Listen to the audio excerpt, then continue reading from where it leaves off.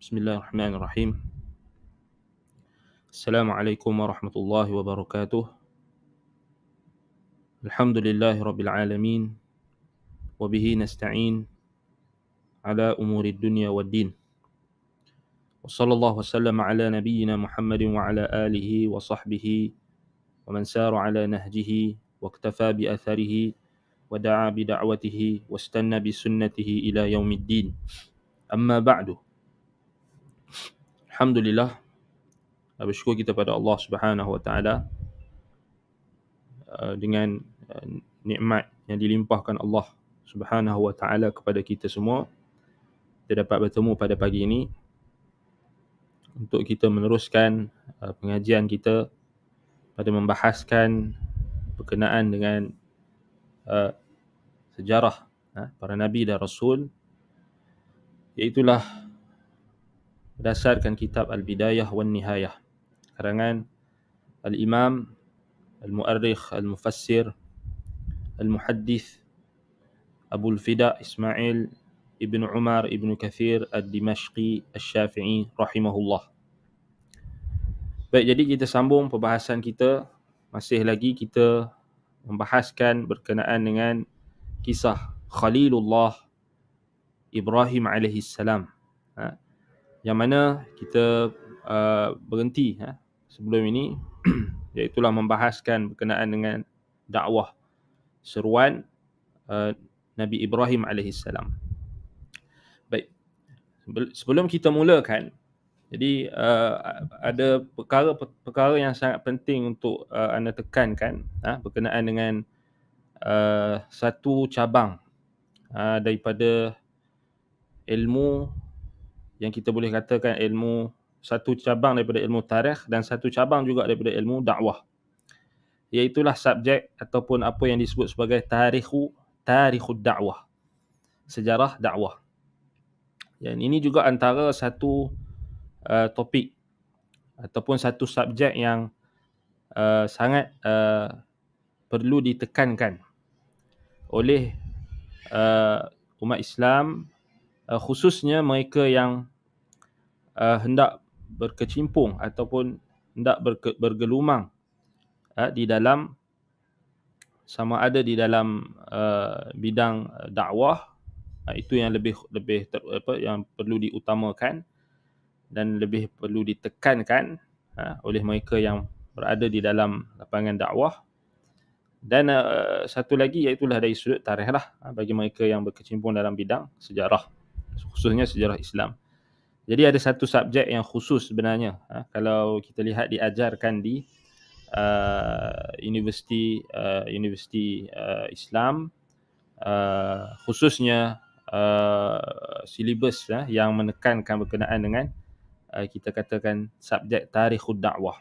Jadi kita kena faham ini antara satu asas sebenarnya, asas yang sangat penting, mengetahui berkenaan dengan tarikh dakwah. Dan bila disebut tarikh dakwah ni, yakni dia adalah menjelaskan tentang sejarah dakwah para nabi.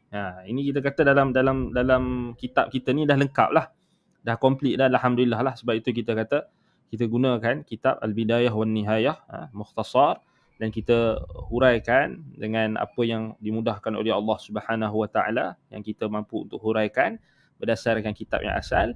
Dan sebab itu kita kata apa yang kita tengah bincangkan ini, maknanya dia punya nilai dia memang kita kata, kalau kita lihat dari sudut tarikh, ilmu tarikh dakwah ini adalah satu ilmu yang jarang diketengahkan di dalam khususnya di dalam lapangan dakwah lah di negara kita. Jarang, maknanya anda tak pastilah silibus di universiti memang mungkin ada, tapi anda tak pasti secara secara kita kata secara adakah pengajian itu diajarkan dengan detail ataupun dengan terperinci, ataupun hanyalah sekadar kita kata sambil lalu sahaja kan. Sebab apa yang sebab yang perlu kita tekankan tentang ilmu tarikh dakwah ni ataupun subjek tarikhud dakwah, kerana kita lihat hari ini lapangan dakwah itu sendiri. Bidang dakwah itu sendiri telah dimasuki ataupun telah dicemari dengan pelbagai pencemaran dan pelbagai unsur-unsur yang tidak sepatutnya, khususnya unsur-unsur yang datang daripada luar agama kita. Dan kita lihat sebab itulah kita lihat kenapa kita sering melihat dari sudut apa kita kata perkembangan dakwah pada sebahagian negeri ataupun sebahagian tempat itu agak terkebelakang ataupun tidak majulah. Bukan masalah tak maju dari sudut perkakasnya, dari sudut alat-alat yang digunakan, bukan. Dari sudut kita nak tengok dari sudut apa? Dari sudut jati diri, dari sudut kita kata pegangan, keyakinan, akidah. Itu yang perlu ditekankan sebenarnya. Maknanya kita tengok hari ni banyak dakwah yang tersasar jauh, bahkan bahkan ada yang sampai masuk dalam kategori yang dimaksudkan oleh Nabi SAW dalam hadis Huzaifah Ibnul Yaman radhiyallahu anhu, iaitu du'atun ala abwabi jahannam, pendakwah-pendakwah yang berada di atas pintu-pintu neraka jahannam, wal iyadzu billah. Yang tu yang kita takut. Pendakwah yang mengajak kepada kesyirikan, pendakwah yang mengajak kepada bid'ah, pendakwah yang mengajak kepada pelanggaran, iaitu melanggar sunnah Nabi SAW, menolak perkara-perkara yang telah disepakati di dalam agama kita, menolak ijma' ulama', menolak autoriti hadis ahad, menolak kita kata hukum-hukum yang sudah pasti ketetapannya, yang tidak boleh ditolak lagi. Dan ini kita kata yang kita perlu sedarlah. Maknanya dengan kita mempelajari tarikhud dakwah ini sebenarnya sangat-sangat membantu kita untuk menjernihkan balik pandangan ataupun sisi pandangan atau yang benar, yang murni, yang lurus dalam lapangan dakwah. Demikian jugalah dakwah-dakwah yang diselewengkan oleh kepentingan-kepentingan tertentu. Dakwah kepada mencari pengikut, dakwah kepada kumpulan, dakwah kepada hizbiyah, iaitulah dakwah kepada mengajak kepada fanatik, kepada mazhab, dakwah kepada mengajak kepada fanatik, kepada tokoh. Itu semua adalah kita kata natijah berpunca daripada pengabaian terhadap ilmu, khususnya ilmu tarikhud dakwah. Ilmu tarikhud dakwah. Sebab itu bila sebut tentang dakwah hari ini, sampai tahap manusia hari ini bila disebut dakwah, dia mesti kena nampak dakwah ni benda yang santai, benda yang boleh dijadikan sebagai hiburan. Bukan, ini tak betul. Berdakwah sambil berhibur, salah. Tiada istilah berdakwah sambil berhibur atau berhibur sambil berdakwah. Tiada di dalam kamus dakwah para nabi dan rasul. Ini ingat. Mereka-mereka yang terjebak ataupun terlibat dalam bidang dakwah, sama ada secara langsung atau tidak langsung, mereka perlu ingat, di dalam dakwah ni apa? Kita menyeru kepada Allah Subhanahu Wa Taala, bukan menyeru kepada kepentingan diri kita, bukan menyeru kepada kepentingan puak kita, bukan menyeru kepada kepentingan parti kita, bukan menyeru kepada kepentingan selain daripada Allah Subhanahu Wa Taala. Yang tu yang kita kata kena tasfiyah balik, kena purificate balik, kena murnikan balik sudut pandang tu. Sebab itu kita tengok banyak penyelewengan yang berlaku. Dakwah tu dijadikan sebagai medan untuk berbangga-bangga, untuk berbangga-bangga dengan pengikut, berbangga-bangga dengan bilangan, berbangga-bangga dengan dana yang dihimpunkan, dana yang dikutip daripada masyarakat. Adakah itu dakwah? Adakah itu dakwah Nabi? Adakah itu dakwah Rasul? Sebab itu kita kena persoalkan. Baik. Sebab itu apa yang kita dah masuk sekarang ni, maknanya kita masuk sebelum ni kisah Nabi Nuh alaihi salam, kemudian Nabi Hud, Nabi Saleh, dan kita masuk Nabi Ibrahim alaihi salam. Kesemua ini sebenarnya adalah tokoh-tokoh dakwah yang patut kita jadikan panutan, ikutan, imam, yang kita kata yang hakiki. Bukannya dengan kita melihat dakwah ala-ala selebriti, dakwah ala-ala hiburan, dakwah ala-ala kita kata santai-santai, tak, bukan. Dakwah ni dakwah. Dakwah ni menyeru kepada la ilaha illallah Muhammadur Rasulullah, menyeru kepada tauhid. Bukan menyeru kepada kepentingan-kepentingan kita yang kita sembunyikan di sebalik agama. Wallahu musta'an wa alaihi at-tuklan. Jadi itu antara perkara yang perlu kita ingatkanlah. Baik. Jadi kita sambung pada perbahasan kita, iaitulah perkataan Imam Ibn Kathir rahimahullah. Baik, beliau mengatakan wa amma ahlu Babila fakanu ya'buduna al-asnama wa humul ladzina nadharahum fi ibadatiha wa kassaraha alaihim wa ahanaha wa bayyana butlanaha. Kama qala ta'ala wa qala innama attakhadhtum min dunillahi awthanan mawaddatan bainikum. Mawaddata bainikumul hayatid dunya. Wa qala innama attakhadhtum min dunillahi awthanan mawaddata bainikum fil hayatid dunya thumma yawmal qiyamati yakfuru ba'dukum bi ba'din wa yal'anu ba'dukum ba'da wa ma'wakumun nar wa ma lakum min nasirin. Baik. Berkata Ibrahim alaihi salam kepada kaumnya, innamat takhadtum min dunillahi awthanan mawaddata bainikum fil hayatid dunya. Baik, sesungguhnya kamu hanyalah mengambil kamu hanyalah mengambil dan menjadikan selain Allah itu sebagai berhala-berhala, sembahan-sembahan, mawaddata bainikum. Mawaddata bainikum iaitulah yang kalian bina kasih sayang di atas dasar tersebut. Satu, kalau kita tengok balik ada dua wajah bacaan. Kalau kita tengok dari sudut yang pertama, kita baca dengan nasab, nasb. Itu maknanya mawaddata bainikum. Ai mawaddata bainikum makna nasb ala annahu maf'ulun lah.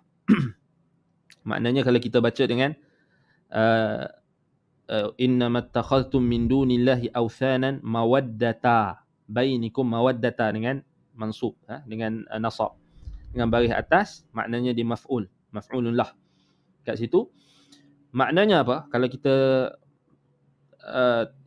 tengok maknanya, iaitulah innamat takhadhtum hadhihi litajtami'u ala ibadatiha fid dunya sadaqatan wa ulfatan minkum.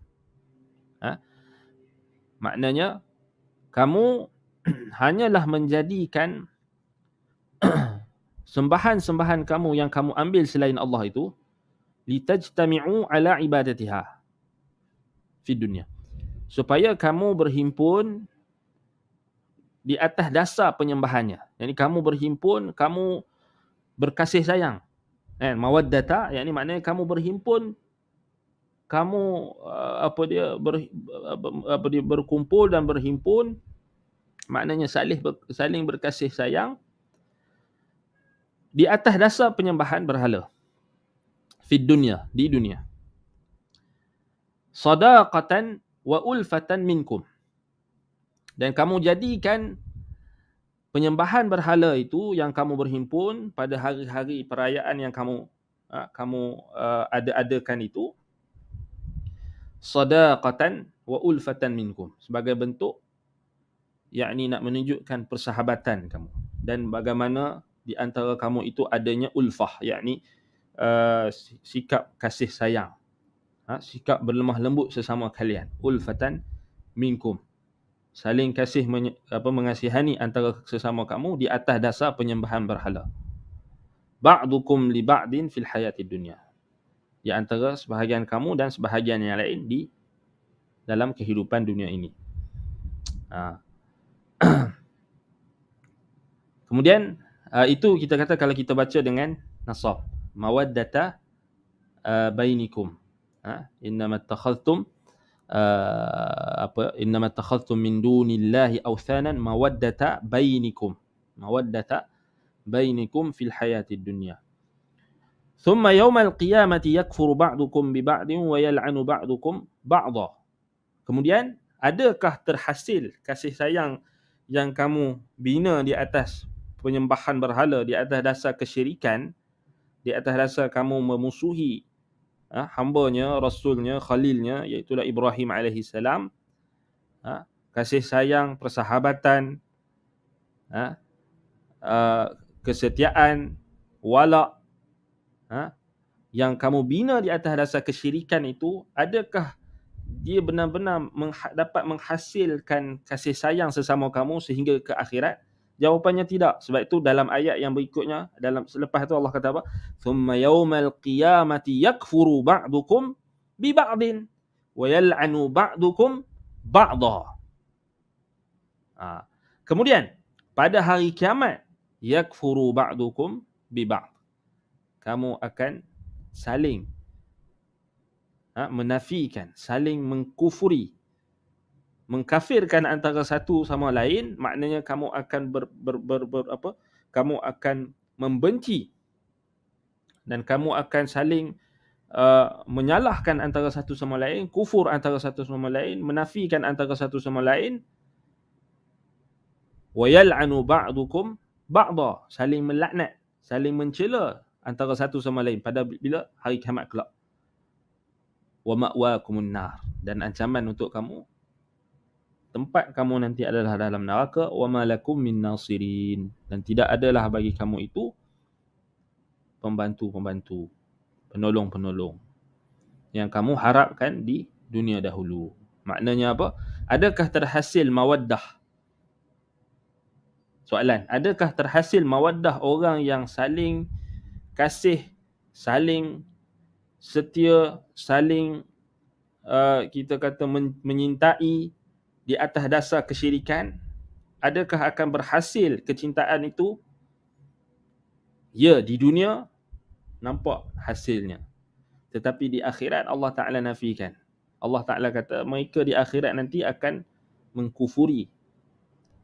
Yakfuru ba'dukum bi ba'd.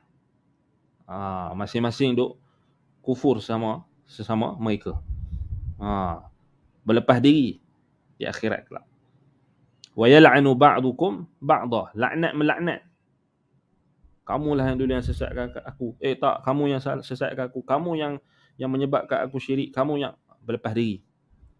إذ تبرأ الذين اتبعوا من الذين اتبعوا ورأوا العذاب وتقطعت بهم الأسباب.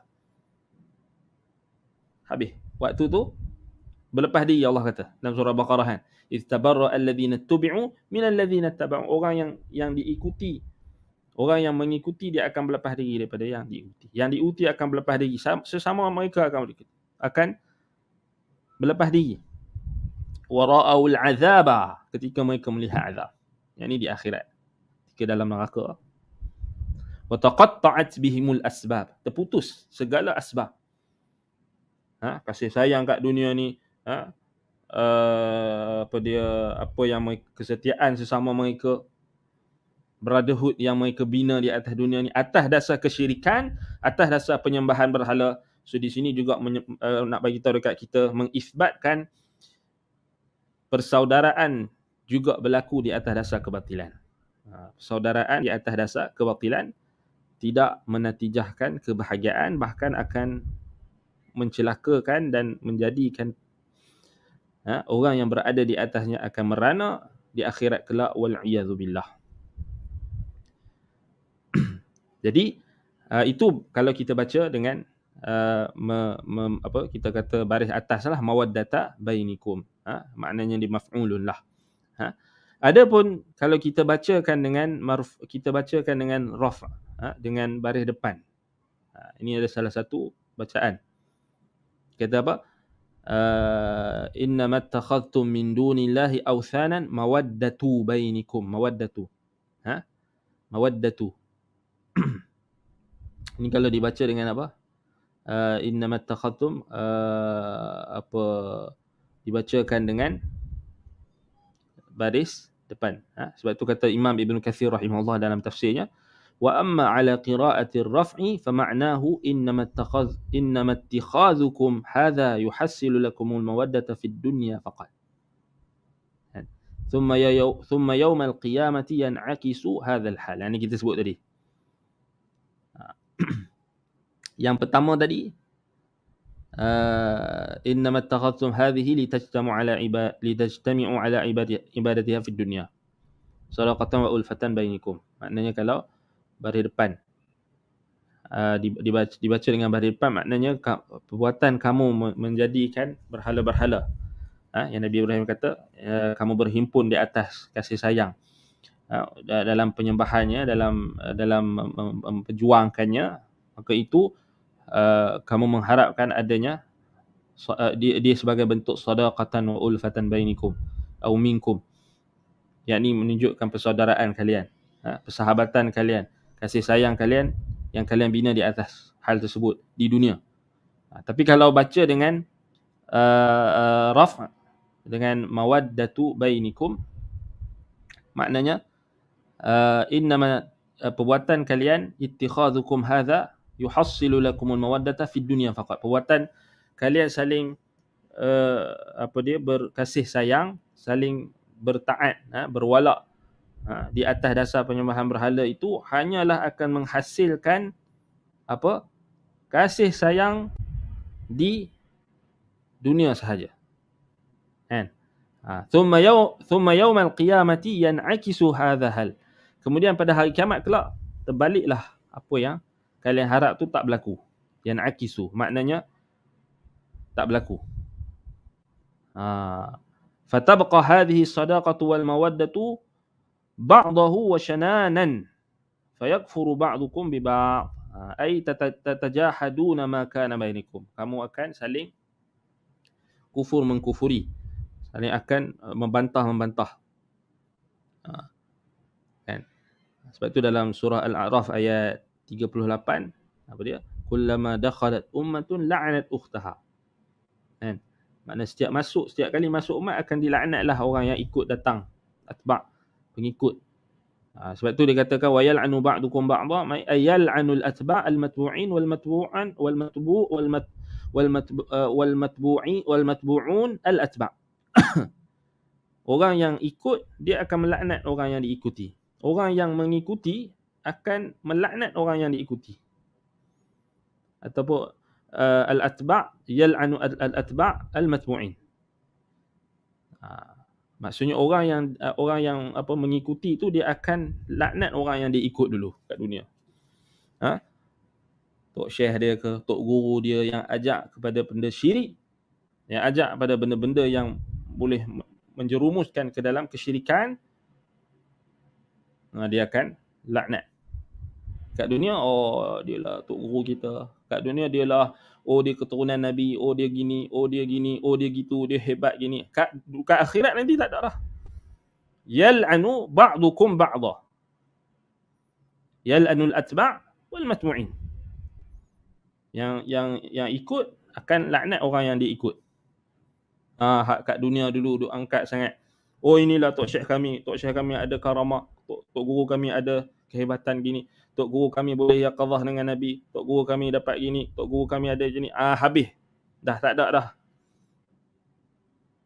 Ittabarra alladhina tubi'u min alladhina taba'u. Melepas diri. Yang diikuti akan melepas diri daripada yang mengikuti. Sama juga yang mengikuti akan berlepas diri daripada yang diikuti. Wal matbu'un al-atba'. Itu dalam surah Al-A'raf ayat 38. Allah Ta'ala sebut dengan makna yang sama. Kemudian dalam surah Az-Zukhruf ayat 67 Allah kata apa? Al-akhillau yawma idzin ba'duhum li ba'din aduun illa al-muttaqin. Yani teman-teman rapat al-akhilla, teman-teman karib, dekat. Yauma idzin, yakni pada hari tersebut, hari kiamat, ba'duhum li ba'din aduun. Sebahagian di antara mereka terhadap sebahagian yang lain akan menjadi musuh, aduun. Illal muttaqin, kecuali orang-orang yang bertakwa. Orang-orang yang membina persahabatan mereka, membina hubungan mereka, membina kasih sayang mereka, membina wala' wal bara' mereka di atas dasar ketakwaan, di atas dasar tauhid. Di atas dasar tauhid. Bukannya di atas dasar kesyirikan. Nampak? Baik. Itu saja yang selamat. Maknanya kita kat dunia ni nak bersahabat, biarlah bersahabat atas dasar ketakwaan. Kita saling nak menolong, kita saling nak berkasih, sayang sesama kita, mestilah di atas dasar ketakwaan, di atas dasar tauhid, bukan di atas dasar selainnya. Kalau di atas dasar selainnya, maka kesemuanya batil, akan jadi musuh. Lebih-lebih lagi lah atas dasar syirik, atas dasar bid'ah, atas dasar maksiat, yang jelas-jelas kita kata termasuk dalam perkara yang disepakati oleh para nabi dan rasul akan kebatilannya. Perkara fahishah. Kan dia duk hari ni kalau bersepakat atas dasar apa? LGBT. Brotherhood. Atas dasar apa? Kita punya persaudaraan atas dasar LGBT. Na'udzubillahi min zalik. Ia apa lagi yang batil? Persaudaraan di atas dasar apa lagi yang batil? Kita ni kena saling membantu sesama kita atas dasar apa? Atas dasar logo kumpulan bola ataupun kelab bola yang kita sokong. Batil juga. Jangan ingat benda syirik, benda bid'ah ni, benda-benda yang nampak macam benda yang biasa-biasa, benda yang kita kata orang remehkan. Ada kan sekarang kan? Dia bersatu, berkasih sayang, wala' wal bara' atas dasar kelab bola yang disokong. Bermusuh dengan orang atas pasal orang tu tak sokong kelab bola dia, bergaduh. Banyak sekarang kan? Macam-macam. Wala' wal bara' atas dasar apa?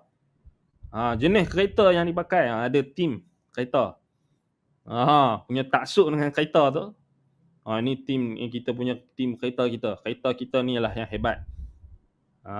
Jadi kita pakat-pakat tolong hak orang kita je. Boleh jadi tak? Termasuk dalam perkara yang termasuk dalam ghulu, termasuk dalam kita kata membina persaudaraan, membina hubungan dan juga kasih sayang, wala', kesetiaan dan sebagainya atas dasar yang batil, boleh. Kalau setakat hobi dia tak bina wala' tak ada masalah. Harus. Kena faham lah. Kan? Tak ada masalah. Tapi kadang-kadang ada orang macam tu pun dia boleh melampau. Sebab apa? Sebab dah jadi benda tu saja. Dia tak nampak dah apa tujuan hidup dia. Baik. Allah musta'an. Baik. Jadi itu berkenaan dengan kita kata mawaddata bainikum fil hayati dunya.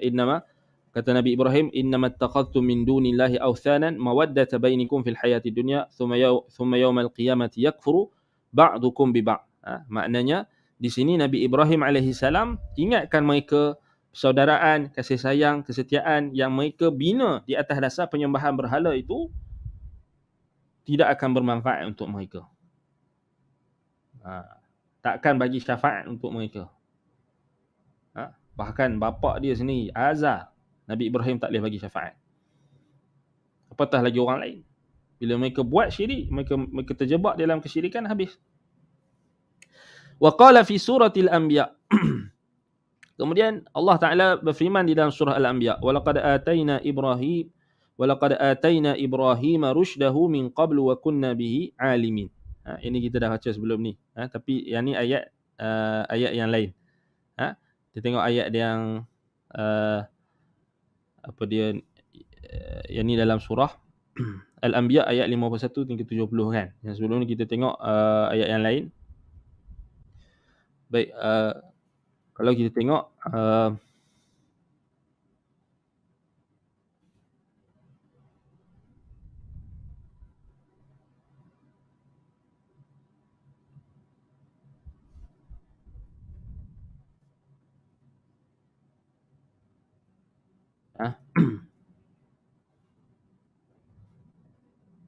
ayat Al-Anbiya 51.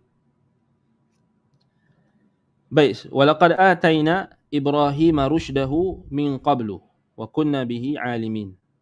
Maknanya apa? Kita dah sebut sebelum ni. Tapi tak apa, kita ulang balik kan. Ayat-ayat Quran ni kena ulang lah. Baik, dan sesungguhnya kami telah berikan kepada Ibrahim rushdahu. Apa makna rushdahu? Iaitulah apa? Telah kami berikan kepadanya ay min sigharihi alhamahul haq wal hujjata ala qaumihi. Yakni petunjuk dan bimbingan daripada semenjak Ibrahim masih kecil, Allah Taala telah berikan ilham untuk menepati kebenaran dan hujjah kepada kaumnya. Maknanya kita dah sebut sebelum ni, ulama tafsir sebut apa?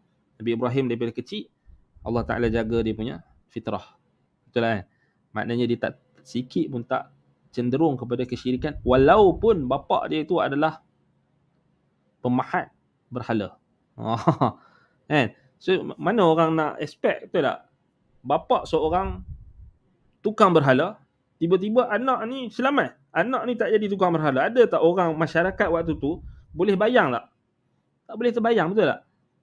Sepatutnya bapa tu dah seorang yang teguh berpegang dengan keberhalaan, kesyirikan tersebut, sudah tentulah anak dia akan dididik. Bahkan memang azab didik anak dia dari kecil. Cuba untuk didik tapi tak boleh. Macam mana bentuk didikan azab? Sebab tu ulama tafsir sebut kan, yang kita sebutkan sebelum ni, disuruh Nabi Ibrahim ni daripada kecil untuk jual berhala yang dibuat, yang dipahat oleh bapa dia sendiri. Tapi Nabi Ibrahim main-main. Nabi Ibrahim kata, celupkan dalam berhala tu dalam air, kemudian dikeluarkan balik. Siapa yang nak beli? Siapa yang nak beli berhala yang tak boleh bagi manfaat dan mudarat? Kita sebut sebelum ni. Itu makna kalau kita tengok balik, min sigharihi alhamahul haq wal hujjata ala qaumihi. Kata Imam At-Tabari rahimahullah.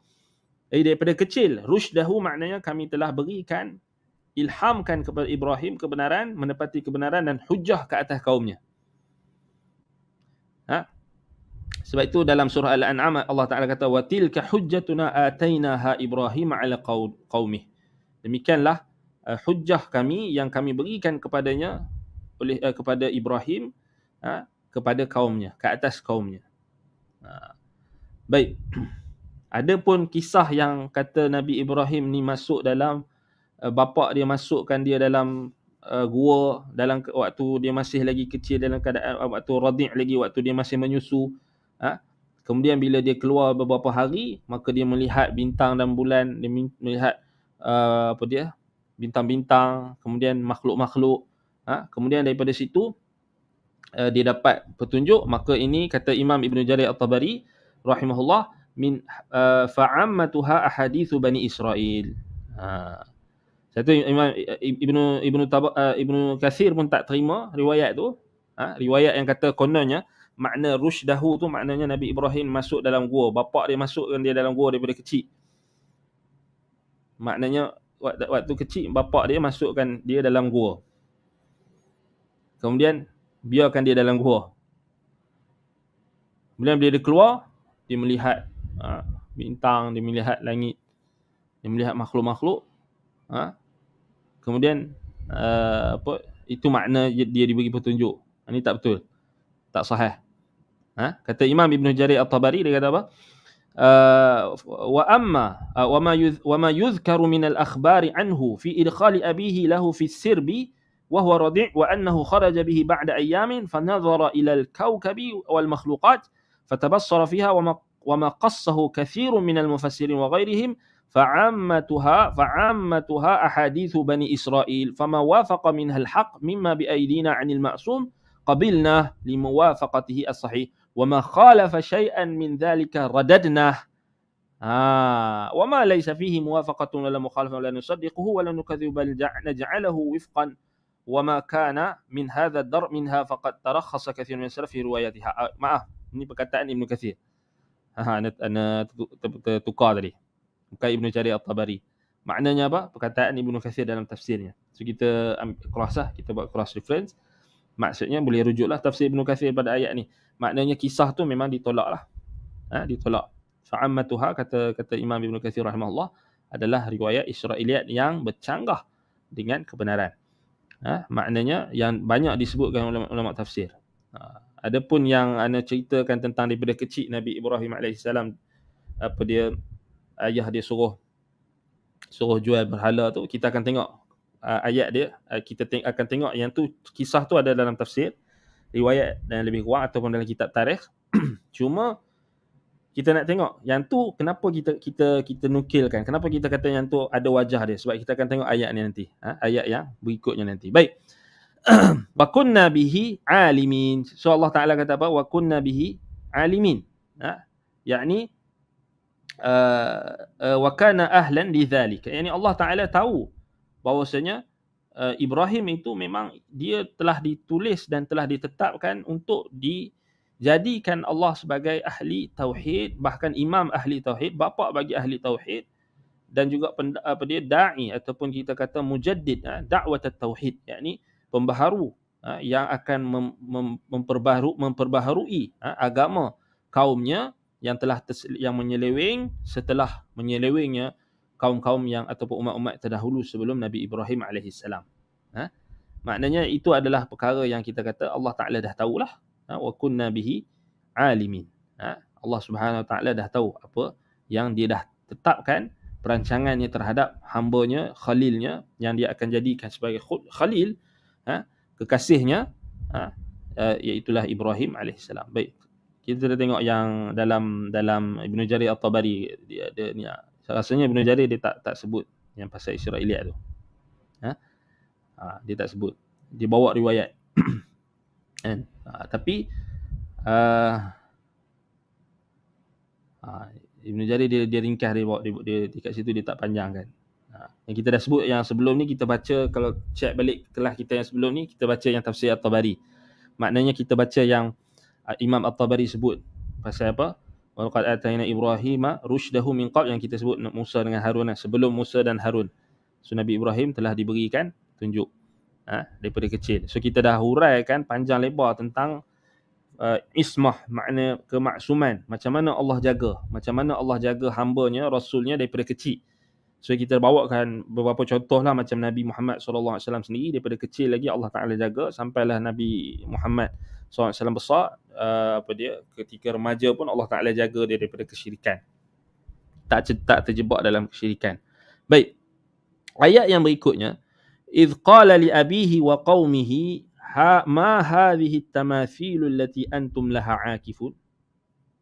Dan ingatlah ketika Ibrahim berkata kepada bapanya dan kaumnya, ma hadhihi at-tamathil allati antum laha akifun. Ma hadhihi at-tamathil allati antum laha akifun. Ingatlah ketika Ibrahim berkata kepada kaumnya, kepada bapanya dan kaumnya. So dimulakan dengan bapa dia dulu kan. Kita dah sebutkan tadi kenapa? Kerana dakwah dimulakan dengan ahli keluarga dulu. Baik, ma hadhihi at-tamathil allati antum laha akifun. Inilah kita kata perkataan yang terbit daripada bimbingan dan ilham serta wahyu daripada Allah Subhanahu Wa Taala, setelah Nabi Ibrahim alaihissalam dipelihara Allah daripada kecil, dan itulah bentuk kemudahan dan juga perancangan Allah, penjagaan Allah daripada kecilnya seorang Nabi dan Rasul itu, sehinggalah dia dewasa, sehinggalah dia diutuskan untuk menyampaikan risalah dan menyeru kaumnya kepada tauhid. Jadi itulah kesan, natijah daripada rusyd. Sebab itu kata Imam Ibn Kathir rahimahullah, hadha huwa ar-rusydu alladhi utihi min sigharihi al-inkaru ala qaumihi fi ibadati al-asnam min dunillah. Inilah petunjuk bimbingan yang telah diberikan Allah semenjak Nabi Ibrahim kecil lagi, iaitulah mengingkari terhadap kaumnya dalam penyembahan mereka terhadap berhala yang mereka jadikan sembahan selain Allah. Sebab tu dia kata apa? Nabi Ibrahim, ingatlah Ibrahim berkata kepada bapaknya dan kaumnya, ma hadhihi at-tamathil allati antum laha akifun, ai mu'takifuna ala ibadatiha. Apa ini? Kenapa ataupun apa berhala-berhala yang kamu mu'takifun, yang kamu duduk tercegat, yang kamu duduk duduk beribadah, tekun beribadah. Mu'takifuna ala ibadatiha ay antum laha akifun. Akifun maknanya apa? Akifun maknanya iaitulah mereka duduk, maknanya tidak berganjak. Tidak berganjak maknanya macam ibadat lah, tertumpu kepada berhala-berhala tersebut dalam doa kalian, dalam korban yang kalian buat, nazar yang kalian buat, doa, istighathah, isti'anah, isti'adzah,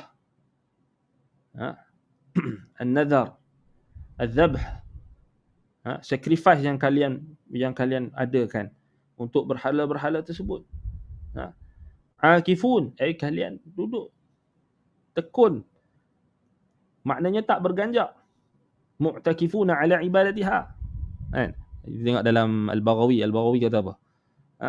Ma hadhihi at-tamathil antum laha akifun.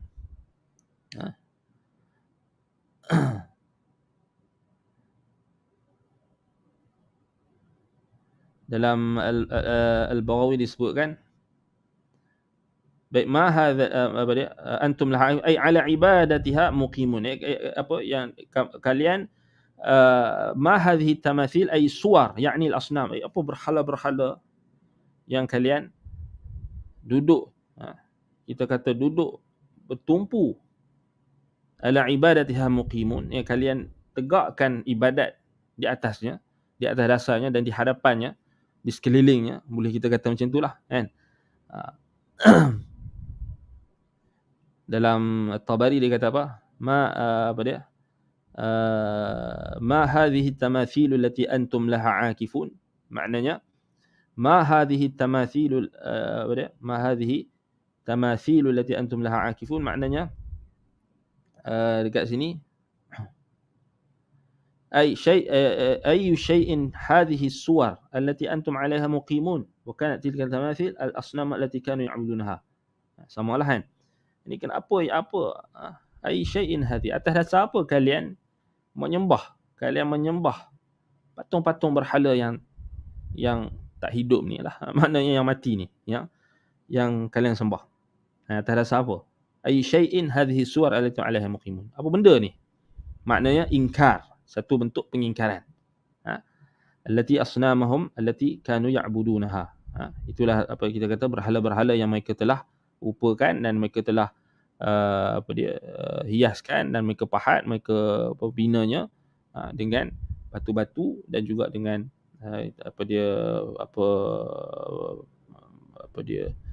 batu-batu dan juga seangkatan dengannya. Baik. Kemudian qalu wajadna aba'ana laha 'abidin. Apa jawapan kaum dia? Qalu wajadna aba'ana laha 'abidin. Kami, kata kaum Nabi Ibrahim, qalu mereka mengatakan, wajadna aba'ana laha 'abidin. Inilah jawapan standard orang yang tidak ada dalil dan hujah.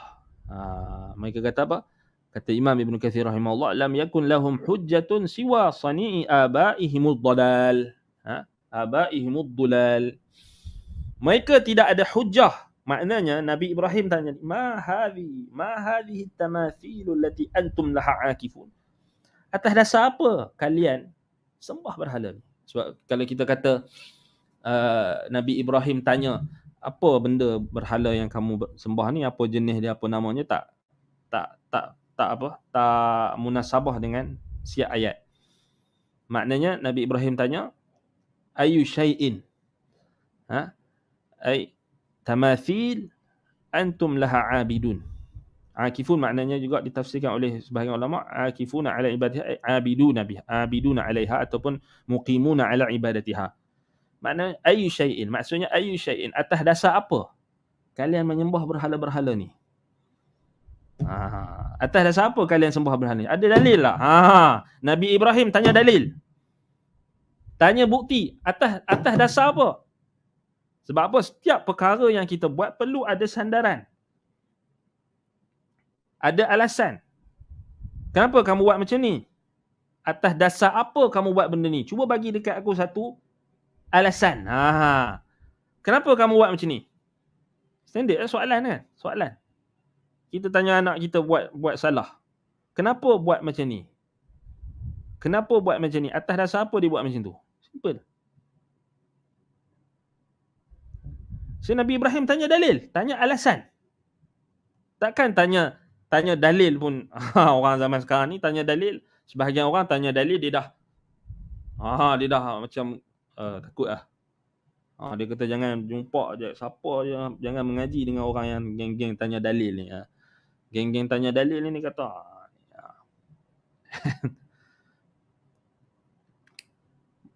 ada benda ialah kita kata bukan dalam adab, dalam tata cara menuntut ilmu, disiplin menuntut ilmu, adab menuntut ilmu, memanglah ada keadaannya. Memang bila kita contohnya belajar dalam kelas-kelas yang asas, contoh, memanglah kadang-kadang guru kita tu dia tak bagi tahu dalil kan. Dia tak bagi tahu dalil. Sebab dia bergantung pada tahap pada kelas tu lah diasaskan ataupun dibina. Contohnya macam orang yang mengaji pemula dalam bidang fiqah contohnya, memang tak ada banyak dalil. Kadang-kadang, tapi still ada dalil. Memanglah itu kita tak boleh nafikan. Tapi bila dah sampai pada tahap yang kita kata kebatilan telah tersebar, kesyirikan juga telah tersebar, kebatilan bermaharajalela, memang itulah asalnya. Asalnya semua benda kita kena tahu sandaran dia. Apatah lagi dalam agama. Kita yang mengaji agama ni berhak untuk kita tahu dalil. Cuma yang kita kena consider, kita kena tengok balik, mungkinlah dari sudut adab seorang guru, seorang murid tu dia tanya guru, itulah itu saja. Tapi asalnya dalam dakwah dan sebagainya, memang setiap perkara khususnya dalam agama kita ni mesti kena ada sandarannya. Jadi janganlah marah anak murid kalau anak murid tanya dalil. Tok guru tu lah kena siap-siap prepare dalil. Dia dah tahu nak mengajar agama, dia kena prepare. Dia dah tahu dia punya kuliah akan tersebar, kena prepare dalil. Apa sandaran dia, apa alasan dia, itu maksud dalil. Bukan dalil semata-mata, bahkan apa dia punya sandaran dia, apa dia punya cara istidlal dia, daripada mana, ulama mana yang cakap. So kena jelas. Ini kita kata Nabi Ibrahim tanya ni, ai syai'in. Antum laha ayu syai'in hadhihi tamathil allati antum laha akifun, ay allati antum laha abidun, ay muqimun ala ibadatiha. Atas dasar apa kalian wahai kaumku beribadat, tekun beribadat di sekeliling berhala-berhala ni, kalian sembah berhala-berhala ni, kalian sangat fokus, mu'takifun, tertumpu pada berhala-berhala ni. Atas dasar apa? Apa benda? Apa benda berhala-berhala ni? Boleh dua lah kan. Ma hadhihi tamathil. Kenapa? Kita kata Nabi Ibrahim tanya mereka, atas dasar apa mereka sembah berhala-berhala yang banyak mereka bina sendiri, yang mereka pahat sendiri. Atas dasar apa? Dia ada dalil tak? Confirm lah tak ada dalil. Bila perbuatan tersebut hanya dijadikan dasarnya adalah ikutan, ataupun ikutan yang bukan ikutan saja, ikutan yang membabi buta, taqlidul a'ma. Inilah masa kita kata termasuk daripada tabiat jahiliyah umat-umat terdahulu, dan umat yang akan datang yang akan ikut ada tabiat-tabiat ini adalah mengikuti dalam sesuatu urusan agama tanpa dalil yang jelas, dan hanyalah mengikut ajaran nenek moyang, hanyalah mengikut ikutan, ikut-ikutan, taqlidul a'ma, taklid buta. Ini yang kita kata diharamkan dalam syarak. Nampak? Kita tak ikut dengan dalil lain. Ittiba' itu ittiba'. Tapi ni ikut dengan membabi buta. Sebab itu kata Imam Ibn Kathir rahimahullah, lam yakun lahum hujjah. Mereka tak ada hujjah. Kecuali apa? Siwa sani'i abaihimud dulal. Kecuali perbuatan bapak-bapak mereka, nenek moyang mereka yang sesat. Memang dah sesat dah. Sebab itu mereka kata apa? Qalu wajadna aba'ana aba'ana 'alaiha qalu wajadna aba'ana laha 'abidin. Dah kami tengok nenek moyang kami buat, bapak-bapak kami buat, sembah. Kami ikut Apa jawab Nabi Ibrahim? Nabi Ibrahim kata, bagus ke? Nabi Ibrahim AS kata, tak apa.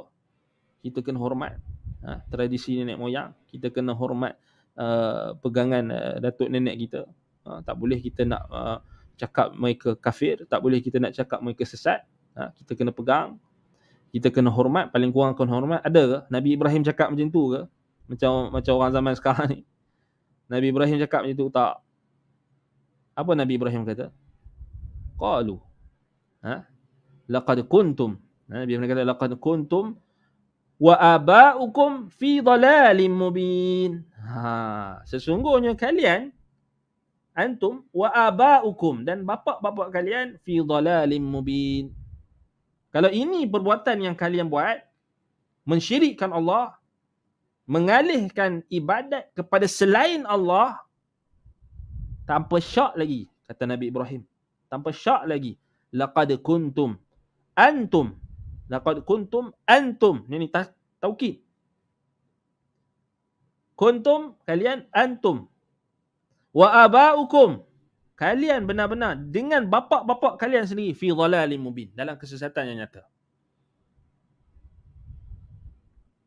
Kata Imam Ibn Kathir, al-kalamu ma'a aba'ikum alladhina ihtajajtum bi sani'ikum kal kalami ma'akum fa antum wa hum fi dhalalin ala ghairi tariqil mustaqim. Perkataan yang kalian cakap tu, yang kalian kata ini nenek moyang kalian buat, kalian hanya ikut bapa-bapa kalian buat, yang kalian jadikan hujah dan alasan untuk membenarkan perbuatan syirik itu, sama perkataannya, kal kalami ma'akum, sama saja seperti kalam bersama dengan kamu. Yang perkataan yang ditujukan ke atas kamu, fa antum wa hum fi dhalalin ala ghairi tariqil mustaqim. Kalian dan bapa-bapa kalian yang sesat buat benda yang sama ni, bukan berada sesat dan berada dalam kesesatan, dan bukan berada di atas jalan yang lurus. Inilah kita kata apa? Dakwah Nabi dan Rasul. Dia akan ada apa? Tasfih ahlam qaumil musyrikin wa tadlil aba'i wa ajdadi ala ghairi siratin mustaqim. Kaedah. Dakwah para Nabi dan Rasul, mereka pasti akan tasfih ahlam al-musyrikin. Awak kita mendengar hadis kan? Hadis Nabi SAW, cerita dalam sirah. Macam mana apa? Orang Arab kata apa? Musyrikin kata apa? Bila Nabi bawa dakwah tauhid. Sama. Dia berkata, kamu telah menghina nenek moyang kami. Kamu telah memperbodoh-bodohkan ajaran nenek moyang kami. Kamu telah menyesatkan nenek moyang kami. Kamu telah menyesatkan ajaran nenek moyang kami, wahai Muhammad. Sama. Sebab apa? Dakwah yang sama. Sebab itu kata Imam Ibn Kathir, falamma saffaha ahlamahum wa dhallala aba'ahum wa ihtaqara alihatahum. Setelah mereka telah dihardik oleh Nabi Ibrahim, saffaha ahlamahum, maknanya Nabi Ibrahim telah mengetuk pendengaran dan penglihatan mereka, bahawasanya apa yang mereka buat itu adalah perkara yang bodoh. Saffaha ahlamahum, bodoh, menyembah berhala. Takkan kita nak cerdik kot. Wa dhallala aba'ahum, menyesatkan bapa-bapa mereka. Wa ihtaqara alihatahum, menghina sembahan-sembahan mereka. Ini dalam maqam bayan, maqam kita kata al-hujjah. Kita kena faham dalam menegakkan hujjah. Bila Nabi Ibrahim cakap macam tu, apa dia berkata? Qalu ajitana bil haqq am anta minal la'ibin. Mereka mengatakan kepada Ibrahim, ajitana bil haqq, adakah engkau bawa, engkau cakap ni benda yang betul-betul serius? Adakah engkau bawa ni benda yang betul? Am anta minal la'ibin, ataupun engkau termasuk daripada orang yang bermain-main? Sebab apa? Sebab apa dia bercakap macam ni? Sebab mereka nampak Ibrahim ni masih kecil, nak dibandingkan dengan usia mereka.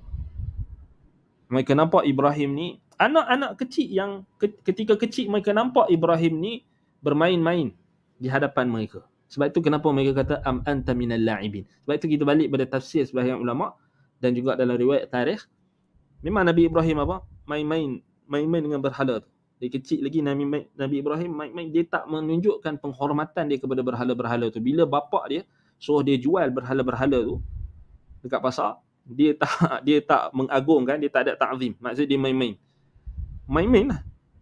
Maknanya berhala-berhala tu, itu yang kita kata tu, dia tenggelamkan berhala tu, dia naik balik. Tu waktu Nabi Ibrahim kecil. Tu tafsir ulama bila kata walaqad ataina Ibrahim rusydahu min qabl. Diberikan bimbingan, ilham, petunjuk untuk tidak condong kepada kesyirikan walaupun daripada kecil. Sebab tu kaum dia ungkit balik. Ajitana bil haqq am kunta atau am anta minal la'ibin. Adakah kau bawa kepada kami ni apa yang kau cakap ni, kau serius? Kau serius dengan apa yang kau cakap ni? Kau tak tahu dia punya implikasi? Kau dah cela nenek moyang, kau dah menghina berhala-berhala, kau dah menghina tuhan-tuhan, engkau dah membodohkan nenek moyang kau sendiri, membodohkan bapak kau sendiri. Kau tak sedar? Betul ke? Serius ke? Tak tahu ke implikasi dia? Bahaya ni. Wahai Ibrahim, kau cakap ni, tu kami depa nak pastikan betul ke hang ni? Serius ke wahai Ibrahim? Cakap ni ke hang main-main je? Am anta minal la'ibin. Kenapa? Sebab mereka tak terbayang. Mereka tak terbayang Ibrahim Ibnu Azar, Tarah, anak kepada Azar, yang memahat berhala. Bapa dia orang yang paling berpengaruh, antara yang paling berpengaruh. Mereka tak boleh nak bayangkan macam mana soalan dan juga reaksi Nabi Ibrahim ataupun apa yang ditunjukkan, apa yang dilontarkan oleh Nabi Ibrahim kepada mereka, dan juga bentuk penghinaan yang mereka anggap sebagai penghinaan. Sedangkan Nabi Ibrahim AS nak menegakkan hujah ke atas mereka. Sebab itu Nabi Ibrahim tanya, atas dasar apa? Tanya je. Jadi bagi mereka benda tu adalah apa? Penghinaan. Tak patut. Ini lawan nenek moyang, tradisi nenek moyang. Ini bentuk penghinaan. Sebab itu apa-apa sahaja, kalau kita tengok perkara yang kalau dipegang oleh satu kaum atau satu masyarakat, bila dia dah taksub, bila dia dah fanatik, bila perkara tersebut dah jadi darah daging, bila ada orang mula pertikaikan, mereka akan melenting. Ini tabiat. Bila satu benda, satu perkara yang dah jadi darah daging, dah sebati, bila ditanya ataupun apa kita kata dipersoalkan, dia akan mula melenting. Dia akan mula melenting. Tak percaya, kita tengok apa-apa saja benda, kalau benda tu dipegang dah jadi darah daging, kalau mula tegur, dia akan melenting, dia akan marah.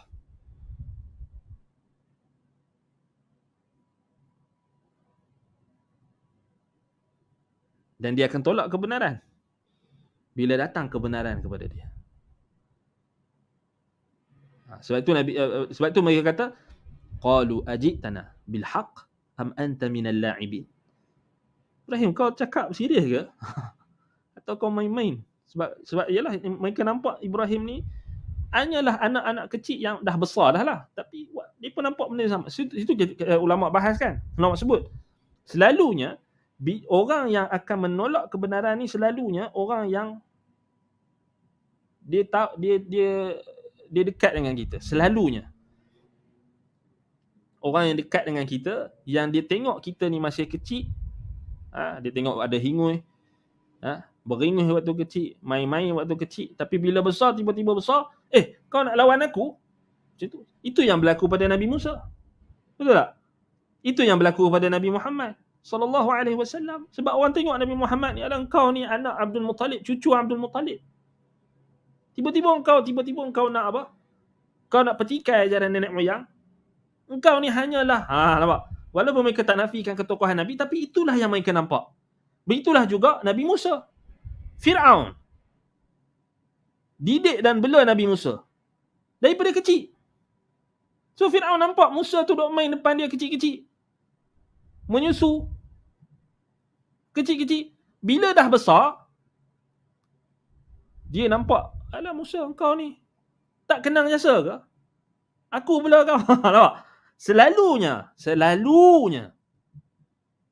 orang yang berada dekat dengan kita, yang melihat kita masih kecil, susah nak terima apa yang kita bawa bila kita dah besar.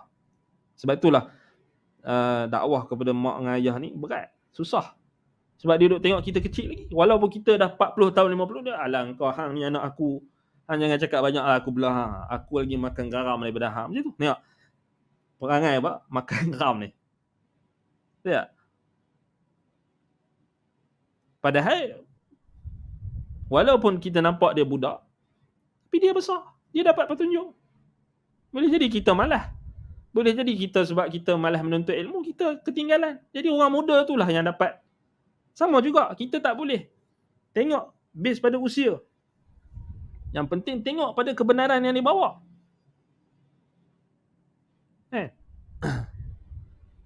Aduh, daripada kecil kita kena, maknanya anak kita. Sama ke kita ada anak. Itu dah, alah aku bapak hang aku yang bela hang, aku yang apa dia bagi hang makan ni, besar-besar jangan dia. Tengok. Ditolak. Dia dah mula sombong, dia dah mula akan menolak kebenaran. Sebab tu kita jangan biasakan benda tu. Bila anak kita dah besar nanti, dia bawa kebenaran atau kita tersalah kat dia, kita kena tunduk. Sebab itulah yang dimaksudkan dengan tawaduk. Kita tunduk kepada kebenaran, tak kira siapa yang bawa dekat kita. Tapi tengok orang kita dia tak boleh. Allah, siapa orang ustaz ni? Muda lagi ni nak cakap macam ni. Weh, petikai. Padahal tengoklah apa yang orang tu bawa, apa yang budak tu bawa. Jangan tengok usia dia saja. Jangan tengok muka dia, jangan tengok kita kata apa dia usia dia. Apa yang dia bawa? Dia bawa kebenaran ke kebatilan? Kalau dia bawa kebenaran, wajib untuk kau tunduk pada kebenaran, bukan tunduk pada dia, tunduk pada kebenaran yang dia bawa. Sebab itu nabi-nabi dan rasul pasti akan dimusuhi oleh kaumnya sendiri. Ini kaedah juga. Daripada perkataan Waraqah bin Naufal dalam Sahih Bukhari. Demikian juga daripada perkataan Nabi Isa AS yang masyhur dinukilkan daripada Nabi Isa. Tidak ada seorang nabi melainkan dia pasti dimusuhi oleh penduduk negerinya sendiri atau penduduk kampungnya sendiri. Seorang nabi pasti akan dimusuhi oleh penduduk negeri ataupun kampungnya sendiri. Ahli, orang yang terdekat. Sebab itu nabi-nabi, tengok Nabi Muhammad dihalau, diusir daripada Mekah. Nampak? Nabi Musa AS tak diterima di tempatnya. Kan? Kemudian Nabi Isa AS, dakwah Nabi Isa macam mana? Kan? Sebab tu tak mula dekat Nazareth. Nazareth tempat lahir kan? Tak mula kat Nazareth. Sebab dihalau. Nabi Isa AS. Sebab apa sebab ni? Sebab dia bertengok, sikit lagi. Tak boleh terima. Ini penyakit, kita kata penyakit orang-orang yang fanatik, orang-orang yang taksub dengan tradisi nenek moyang. Ini masuk bil tabiat jahiliyah. Sebab itu dalam tafsir Ibn Kathir dia kata, hadzal kalam as-sadiru anka taqulu la'iban aw muhiqan fi fa inna lam nasma' bihi qablaka. Maksud dalam tafsir tu, betul ke engkau ni wahai Ibrahim, kau cakap ni ataupun kau main-main? Kau betul ke main-main? Sebab kami tak pernah dengar lagi sebelum engkau cakap ni, kami tak pernah dengar lagi dekat tempat kami ni orang yang cakap macam kau, yang mula pertikaikan penyembahan berhala. Sebab tu Nabi Ibrahim dia pencetus. Sebab tu dia Allah Subhanahu Wa Taala sebutkan dia sebagai apa? Hanifan. Walam yakun minal musyrikin. Musliman walam yakun minal musyrikin, tak termasuk dengan musyrikin. Dia muslih. Dia memperbaiki. Sebab itu bila dah tenggelam sesuatu kaum atau sesuatu masyarakat itu dalam kebatilan, tak boleh semua orang senyap. mesti kena ada yang bangkit, memberanikan diri untuk menyampaikan kebenaran. Itu Nabi Ibrahim AS. Sebab dia kata tak pernah kami dengar lagi ni. Sebab tu dia orang terkejut. Terkejut. Kemudian Nabi Ibrahim AS menjawab, qala bal rabbukum rabbus samawati wal ardi alladhi fatarahunna. Rabbukum alladhi la ilaha ghairuh. Tuhan kamu bukan berhala-berhala tu. La ilaha ghairuh, tiada sembahan selainnya. Tuhan kamu. Rabbus samawati wal ard alladhi khalaqa samawati wal ard, yang mencipta langit dan bumi. Wa ma hawat minal makhluqat alladhi ibtada'aha khalaqahunna. Dan apa sahaja yang terkandung di dalam bumi dan langit ini berupa makhluk-makhluk yang dia cipta. Wa huwal khaliqu li jami'il asya', dan dialah pencipta yang mencipta segala sesuatu. Kenapa kamu sembah berhala-berhala yang tak bagi manfaat mudarat ni? Dia tak mencipta kamu. Kamu yang mencipta dia. Itu maknanya. Wa ana 'ala dzalikum minasyahidin. Ay wa ana ashhadu annahu la ilaha ghairuh wa la rabba siwah. Aku bersaksi pada kamu. Bahawasanya aku bersaksi bahawa tidak ada ilah yang berhak disembah selainnya. Dan tidak ada Rabb yang mengurus, mentadbir alam, memberi rezeki, mengurus urusan kamu semua melainkan dia sahaja. So ini kita kata jawapan Nabi Ibrahim AS. Wa tallahi la akidanna asnamakum ba'da an tuwallu mudbirin. Ini kita kata masuk ayat macam mana Nabi Ibrahim AS setelah menyampaikan hujah, maka Nabi Ibrahim AS melaksanakan perintah Allah kepadanya supaya menghancurkan berhala-berhala yang ada. So kalau kita tengok dalam ayat ni, disebutkan apa? Disebutkan oleh Imam Ibn Kathir rahimahullah. Apa dia? Watallahi la akidanna asnamakum ba'da an tuwallu mudbirin. Thumma aqsama al-Khalil qasaman asma'ahu ba'da qaumihi la yakidanna asnamahum. Ay la yahrisanna ala adahum wa taksirihim ba'da an yuwallu mudbirin, ay ila 'idihim wa kana lahum 'id yukhrijuna ilaih. Maknanya Nabi Ibrahim bersumpah dengan satu sumpah yang didengari oleh sebahagian kaumnya. Maknanya bukan Nabi Ibrahim sumpah tu, cakap tu tak semua orang dengar lah. Maknanya ada beberapa orang yang dengar. Bukan Nabi Ibrahim. Tadi Nabi Ibrahim punya apa kita kata khitab tu, seruan tu, dia meluas lah. Semua dengar. Yang ni, yang sumpah ni tak semua orang dengar. Maknanya tadi Nabi Ibrahim berhujah dengan dia orang tu, semua dengar. Tapi sampai tak watallahi la akidanna asnamakum ba'da an tuwallu mudbirin. Ini Nabi Ibrahim cakap bersumpah dengan, maksudnya dengan merendahkan suara, hanya beberapa orang saja yang dengar. Sebab itu kata Imam Ibn Kathir, asma'ahu ba'da qaumihi, yang hanya didengari oleh sebahagian daripada kaumnya. Maknanya tak ramai dengar, 2-3 orang dengar, perasan. La yakidanna asnamahum. Dan Nabi Ibrahim akan melakukan tipu daya, maknanya akan benar-benar akan menimpakan kemudaratan kepada berhala mereka supaya tertegak hujah ke atas mereka. Maknanya Nabi Ibrahim nak musnahkan.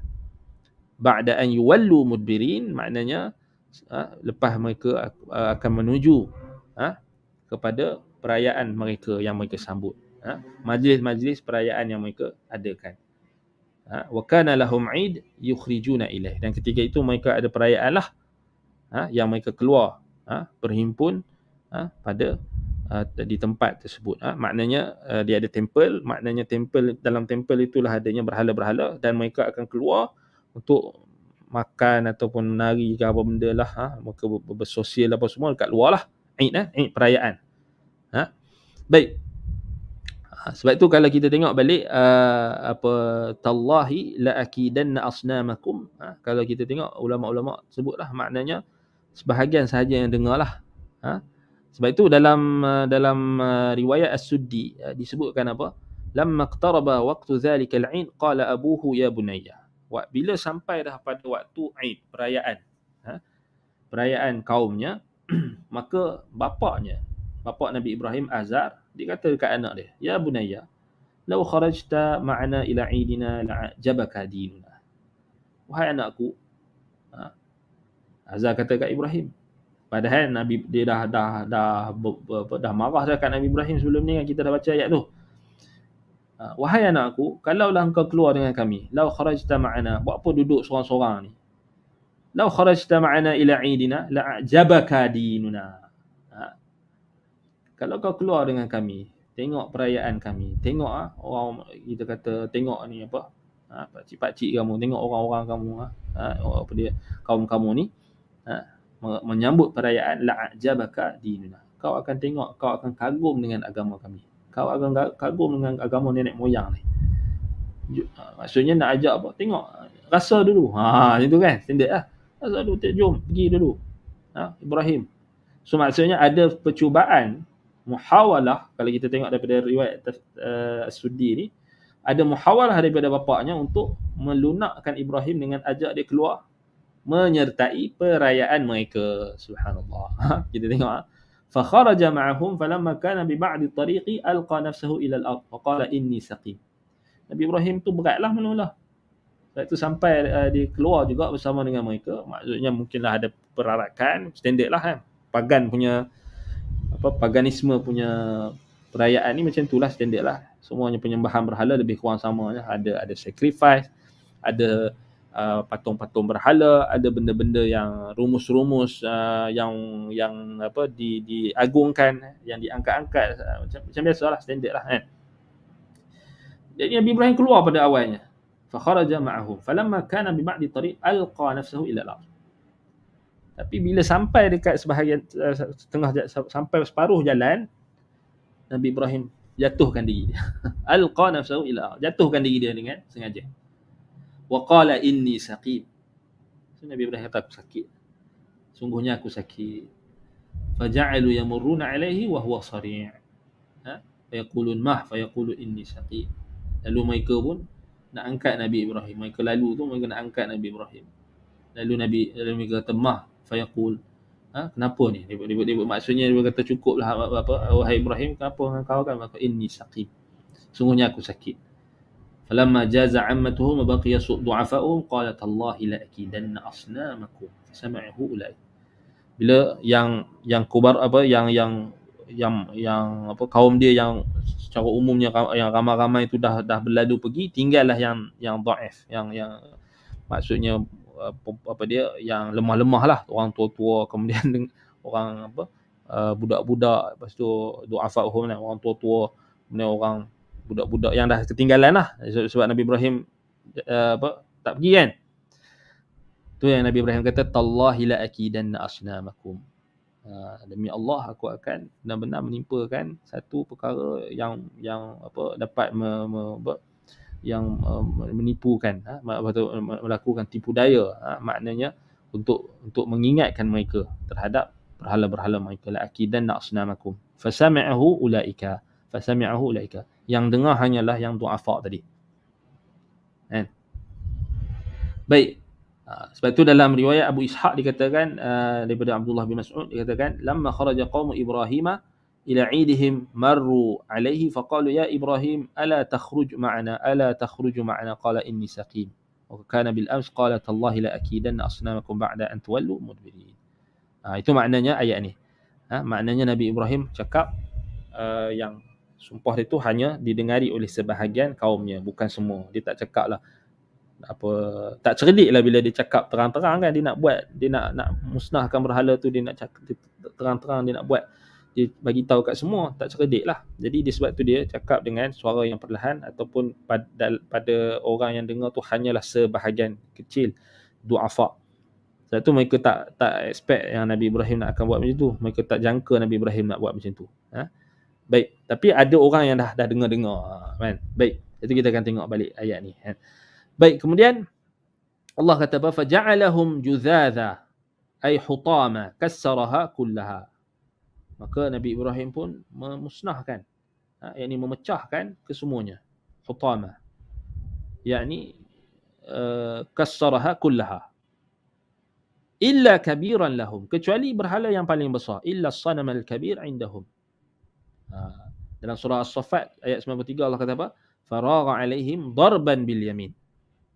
Maknanya yang tu Nabi Ibrahim, apa dia kita kata yang lain tu Nabi Ibrahim pecahkan dengan kapak dia. Tinggal yang satu saja, yang besar sekali. Baik. Kemudian kata Nabi Ibrahim, la'allahum ilaihi yarji'un. Itu tujuan dia, maksud. La'allahum ilaihi yarji'un. Semoga mereka kembali kepada Allah. Zakaru annahu wada'al qadum fi, ataupun la'allahum ilaihi yarji'un maknanya, semoga mereka kembali kepada berhala yang besar tu. Mereka tengok. Maksudnya Nabi Ibrahim sengaja buat macam tu supaya mereka masuk balik, mereka kembali kepada berhala yang besar tu dan tengok yang lain-lain tu dah musnah. Sebab Nabi Ibrahim perancangan dia apa? Nak kata yang berhala yang besar-besar, yang besar itulah yang musnahkan yang kecil-kecil. So Nabi Ibrahim nak bagi dia orang fikir. Bukan dia yang musnahkan, tapi yang berhala yang besar tu. Sebab apa? Logiknya, kalau Tuhan tu ada ramai macam tu, sudah tentulah akan ada satu saja yang kuat, yang paling kuat. Dan satu yang paling kuat tu dia akan dominate. Dia akan dominasi seluruhnya. Dan dia akan musnahkan yang lain-lain. So nampak Nabi Ibrahim punya logik. Nabi Ibrahim memang logik yang fitrah lah, kita kata logik lah. Kalaulah ada Tuhan selain Allah di langit dan di bumi, Allah kata apa? La fasadata. Kalau ada Tuhan selain Allah, la fasadata. Kat langit dan bumi ni musnahlah, langit dan bumi ni habis. Sebab Tuhan bergaduh sesama mereka. So Nabi Ibrahim tegakkan kat atas mereka satu hujah. Hujah akal. So Nabi Ibrahim pakai hujah akal, logik. Musnahkan. Yang semua tinggal yang paling besar. La'allahum ilaihi yarji'un. Moga-moga mereka kembali kepada yang besar tu. Zakaru annahu wada'al qadum fi yadi kabirih. Sebab itu disebutkan oleh ulama tafsir, Nabi Ibrahim letakkan kapak yang dia dah musnahkan yang kecil-kecil tu, diletakkan dekat tangan berhala yang paling besar. Supaya apa? La'allahum yarji'un ilaihi yarji'un la'allahum ya'taqiduna annahu huwa alladhi ghara li nafsihi wa anifa an tu'bada ma'ahu hadhihi al-asnam as-sighar fakassaraha. Moga-moga mereka meyakini bahawasanya apa? Berhala yang paling besar itulah yang dia sendirilah yang dia ghara li nafsihi, maknanya dia cemburu dengan berhala-berhala yang lain ni, yang banyak-banyak ni, pasal dia yang paling besar, lalu dialah apa? Yang memecahkan berhala-berhala yang kecil. Subhanallah. Rasulullah, Khalilullah, sebab itulah dia Khalilullah. Bila Nabi Ibrahim dah buat, maknanya dikatakan Nabi Ibrahim pergi tu ketika kaum dia tu tengah leka dekat luar lah, maksudnya bukan dalam temple, bukan dalam kuil. So mereka tengah minum, tengah meraihkan perayaan tu di luar lah. So kita kena faham lah dia punya perayaan musyrikin ni. Kalau kita tengok pagan ni lebih kurang sama. Dia ada waktu yang dia orang akan pergi dekat berhala-berhala mereka tu. Mereka akan dia ada waktu, maksudnya adalah upacara. Maksudnya mereka akan datangkan korban, mereka akan datangkan sembelihan mereka, sacrifice mereka akan berdoa, mereka akan minta sesuatu. Mereka itu dia ada waktu dia. Kemudian ada waktunya mereka akan keluar, tak ada siapalah tinggal kat temple tu, mereka akan berpesta lah, menari ke menyanyi ke benda standard lah. Orang-orang musyrikin zaman-zaman semua, zaman berzaman semua sama je. Tak ada benda yang kita kata baru pun sebenarnya. Cuma mungkinlah kita kata berbeza dari sudut zaman itu saja. Penggunaan alat muzik dan semua berbeza. Tapi semua sama je. Tak percaya, kalau kita tengok dalam rentetan sejarah paganisme, sama ada berlaku selepas Islam atau sebelum Islam, dia sama. Kalau kita baca dalam Rihlah Ibnu Fadlan, I'tibar Ibnu Munqith, semua sebut. Maksudnya pada zaman dia orang tu dalam 300 Hijrah masih lagi ada orang-orang pagan yang buat benda-benda yang kita kata syirik ni, memang semua sama je. Sebab tu Nabi Ibrahim AS dia tunggu semua tu keluar dulu, pergi dekat dia orang punya pesta apa semua. Dia orang duk minum, dia orang duk berhibur dan sebagainya. Itu kita kata kan, kita kata itulah kita kata sifat perayaan-perayaan yang musyrik atau perayaan-perayaan kufar. Zaman berzaman macam tu. Lalu mereka akan keluar. Jadi Nabi Ibrahim masuk waktu tak ada orang dah. Kan? Kemudian bila dah berlaku, bila dah pecah, qalu man fa'ala hadha ya bi alihatina innahu laminadh zalimin. Bila salah seorang daripada kalangan mereka tu masuklah, dia nak bagi something sacrifice dekat berhala. Masuk-masuk dia terkejut. Dia terkejut tengok hancur lah. Tinggal yang besar tu je. Kemudian dia pun bagi tahu dekat kaum dia, bagi tahu dekat ketua-ketua mereka. Mereka kata qalu man fa'ala hadha bi alihatina innahu laminadh zalimin. Siapa yang buat ni? Man fa'ala hadha bi alihatina. Siapa yang buat macam ni dekat Tuhan-Tuhan kami? Innahu laminadh zalimin. Sesungguhnya dia termasuk orang-orang yang zalim. Itu mereka kata qalu man fa'ala hadha bi alihatina innahu laminadh zalimin. Ai fi sani'ihi hadha. Kezaliman. Zalim. Apa ni buat? Patung berhala macam ni. Qalu sami'na fatan yadhkuruhum yuqalu lahu Ibrahim. Dan yang dengar dah Nabi Ibrahim bersumpah tadi tu, yang sebenarnya mereka pun report dekat ketua-ketua mereka. Kemudian ketua-ketua yang dengar ni dia kata apa? Sami'na, kami dengar. Dengar daripada siapa? Dengar daripada du'afa, orang yang lemah, orang yang dengar Nabi Ibrahim bersumpah nak buat tu. Fatan, kami dengar seorang pemuda. Yadhkuruhum, yang disebutkan oleh mereka. Yadhkuruhum maknanya disebut tentang perancangan dia untuk buat apa yang dia dah buat. Itu nak memecahkan berhala-berhala itu. Kami dah dengar yadhkuruhum, dia dah sebut berhala-berhala kita. Yuqalu lahu Ibrahim, dikatakan namanya adalah Ibrahim. Sami'na fatan ay syaban, waktu tu Nabi Ibrahim masih muda. Syabab, fatan. Yadhkuruhum, dia dah sebut tentang berhala-berhala yang dia nak pecahkan tu. Yuqalu lahu Ibrahim, nama dia Ibrahim. Yang kami tahu confirm nama dia Ibrahim. Tak ada orang lain lah. Sebab Nabi Ibrahim saja yang jelas kebencian dia terhadap berhala-berhala mereka. Baik. So ini kefadilat pemuda ni, pemuda yang berada di atas iman. Sebab itu kata Ibn Abbas, ma ba'athallahu nabiyyan illa syabban wala utiyal ilma 'alimun illa wa huwa syab.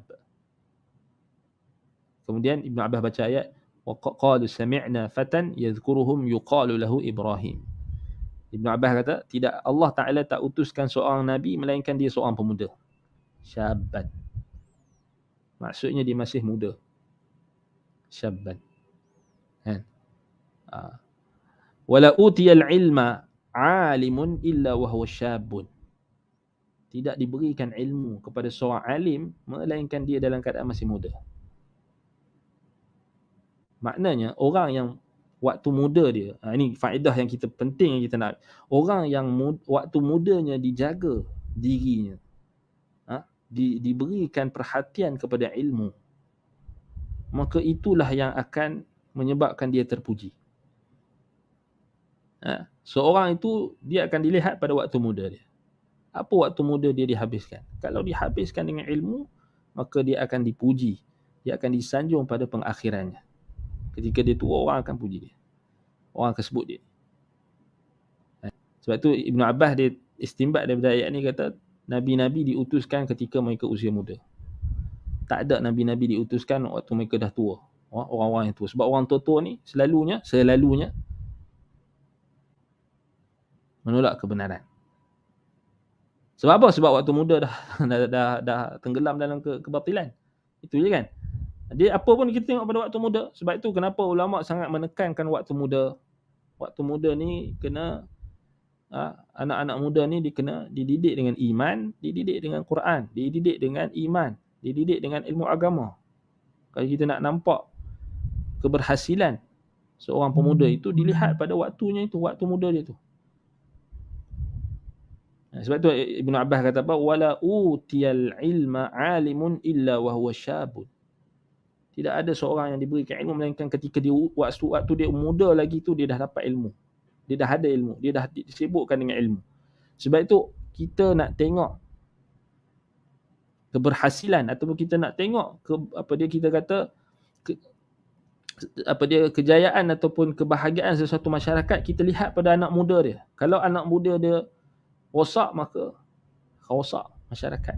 Tapi kalau anak mudanya menghabiskan waktu mereka dengan ilmu, anak mudanya sibuk dengan ilmu, anak mudanya berada di atas petunjuk, di bawah bimbingan para ulama, di bawah bimbingan ilmu, mereka adalah orang yang mendapat petunjuk. Innahum fityatun amanu bi rabbihim wazidnahum huda. So Allah Taala sebutkan tentang Ashabul Kahfi. Allah kata mereka pemuda-pemuda. Amanu bi rabbihim, mereka beriman dengan Tuhan mereka. Bukan saja waktu muda tu. Sekarang ni orang duk buat parti itulah, parti muda apa semua, tapi tak ada ilmu pun, ke laut juga. Muda apa? Muda. Kita muda, kita kena enjoy. Itu salah. Muda maknanya muda bukan kamu kena enjoy. Muda ni kamu kena kumpul ilmu, kamu kena serius. Minta petunjuk kepada Allah. Teguhkan iman. Kata Allah kata, innahum fityatun amanu. Mereka itu pemuda-pemuda Ashabul Kahfi. Amanu bi rabbihim. Mereka beriman dengan Tuhan mereka. Wazidnahum huda. Dan kami tambahkan kepada mereka petunjuk. Sebab itu dalam hadis dalam Sahih Al-Musnad mimma laysa fi sahihain, dalam riwayat Imam Ahmad dan sebagainya, disebutkan tentang para sahabat, mereka ketika masih muda, mereka kata kami ini masih muda, masih bertenaga, masih kuat. Maka kami belajar iman sebelum kami belajar Al-Quran. Bila kami belajar Al-Quran, maka bertambahlah iman kami. Bertambahlah iman kami setiap kali kami baca Quran. Dia orang muda-muda ni dia kena ajar akidah dulu, dia kena ajar iman. Kan? Seimbangkan. Bahkan kena dahulukan pengajian iman, pengajian akidah. I'tiqad yang sahih. Baik, jadi kita dah habis waktu. Jadi rasa kita akan sambung insya-Allah. Masih lagi membahaskan tentang ayat ni. Baik, tetap berganjak. Kita Al-Anbiya ayat 51 tadi sampai kita kata apa? 59 sampai 60. Baik, jadi insya-Allah kita akan tengok lagi ayat-ayat Al-Quran yang menjelaskan. Kita akan sambung nanti yang kemudian. Dan kita akan lihat ayat-ayat yang berikutnya yang dibawakan oleh Imam Ibn Kathir rahimahullah dalam Al-Bidayah wan Nihayah. Dan kita nak faham tu tak dapat, tidak mesti kena faham lah dari sudut tafsir dia. So tafsir pun kita ambil tafsir dari pengarang juga, supaya benda tu kita nampak jelas dan faham. Baik, jadi ana rasa cukup setakat itu. Aqulu qawli hadza wa astaghfirullah li wa lakum. Subhanakallahumma wa bihamdika asyhadu an la ilaha illa anta astaghfiruka wa atubu ilaik. وصلى الله على محمد وعلى آله وصحبه وبارك وسلم والحمد لله رب العالمين. والسلام عليكم ورحمة الله وبركاته.